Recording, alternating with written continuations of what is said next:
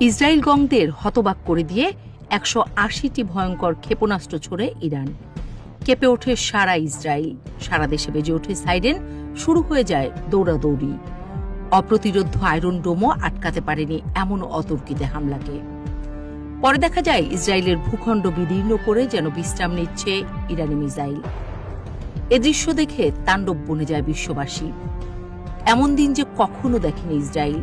এদিন নতুন এক ইরান হাজির হয় বিশ্ব মানচিত্রে, যে ইরানকে কেউ দেখেনি আগে। গেল অক্টোবরে ইসরায়েলে এমন ভয়াবহ আক্রমণের পর ইরান জানত যে পাল্টা আক্রমণ আসছে। আক্রমণ ঠেকানোর প্রস্তুতি নেয় ইরান, কিন্তু ইরানের এমন বিধ্বংসী হামলার পর ইসরায়েলের প্রত্যাঘাত ছিল সামান্যই। এতেও অবাক হয় সমরবিদরা, কারণ তারা অনুমান করেছিল ইরানকে ধুলোয় মিশিয়ে দেবে ইসরায়েল।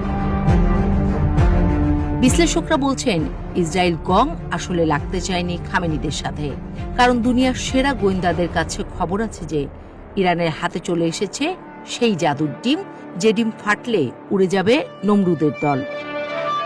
এবার গুঞ্জন উঠেছে ইসরায়েলে আবারও আগের চেয়ে ভয়ঙ্কর হামলা চালানোর প্রস্তুতি নিয়ে রেখেছে ইরান। শুধু একটা হুকুমের অপেক্ষা, আর দরকার একটা উপযুক্ত কারণ। তাই সময়ে সময়ে চালাচ্ছে মহড়া।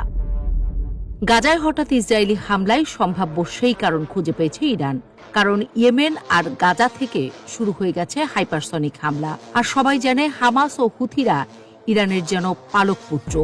ইরানের কথার বাইরে এক পা নড়ে না তারাই আবার হাইপারসনিক ক্ষেপণাস্ত্র ছুটছে ইসরায়েলে, যেগুলো আবার ফাঁকি দিচ্ছে আয়রন ডোমকেও। আবারও বাজছে সাইরেন, আবারও সেই দৌড়াদৌড়ি।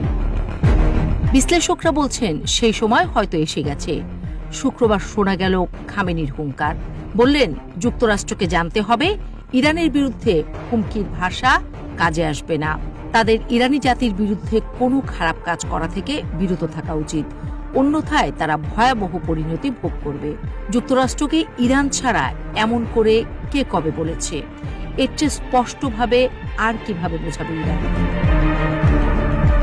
ইরানের সুউচ্চ পর্বতশ্রেণীর নিচে এক রহস্যময় জগৎ বানিয়ে রেখেছে ইরান। বলা হয় এসব স্থানে এত পরিমাণ অস্ত্রের মজুদ রেখেছে যে সেটা কেউ কল্পনাও করতে পারবে না। আন্তর্জাতিক পরমাণু শক্তি সংস্থা বলছে ইরান পারমাণবিক অস্ত্রের খুব কাছাকাছি। একথা গত কয়েক বছর ধরেই বলে আসছে তারা, যে ইরান মাত্র কয়েক মাসেই পারমাণবিক তৈরির সক্ষমতা রাখে। চারিদিকে শত বাধার মধ্যে বাস করা ইরান যে আর বসে নেই, সেটা স্বয়ং যুক্তরাষ্ট্রও জানে। আর তাই